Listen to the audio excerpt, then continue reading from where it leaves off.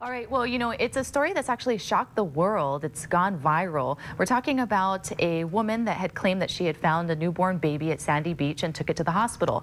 Well, as this developing story continued to develop yesterday, we learned that the 21-year-old woman who brought the baby to the hospital was in fact the baby's mother. So we're chatting this morning with Lisa Kimura from Healthy Mothers, Healthy Babies Coalition of Hawaii to kind of talk a little bit about how this could have been prevented. What can we do for expectant mothers out there that maybe are a bit confused and need help? So, hi Lisa, thanks for joining us. Thank you. So, obviously, what's your recommendation when you hear about stories like this? It's difficult to speculate, obviously, on what she went through personally, but for pregnant women, there are such a range of emotions that people go through, from in many cases depression, feelings of isolation, sometimes denial. When these kinds of feelings happen, even for mothers who really are planning to get pregnant, excited to get pregnant, you go through a lot of emotions.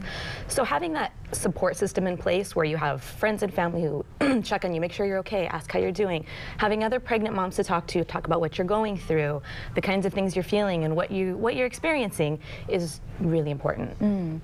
Some people were saying apparently her family, friends, and coworkers did not know that she was pregnant, which is interesting because she did birth an 8-pound full-term baby.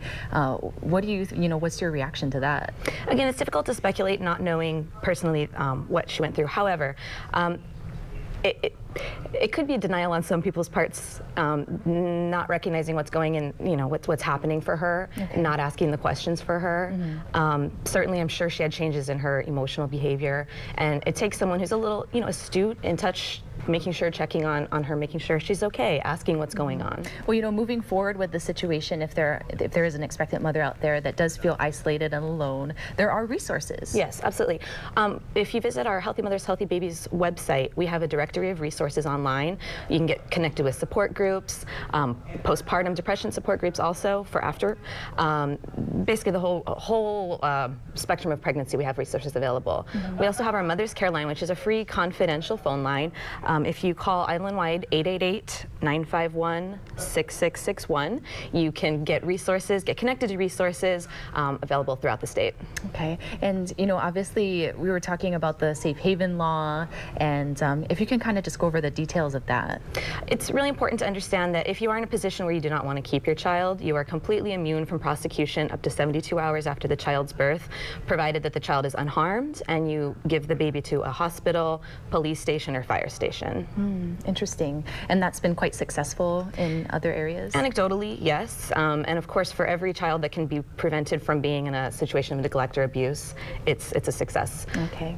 And of course, our heart goes out to the family and to the baby that's expected to be okay and still being cared for at the hospital. Thank you, Lisa. And of course, we provided the website and the phone number for you, and you can find them online on social media as well, Facebook and Twitter. Well, coming up on Wake Up Today.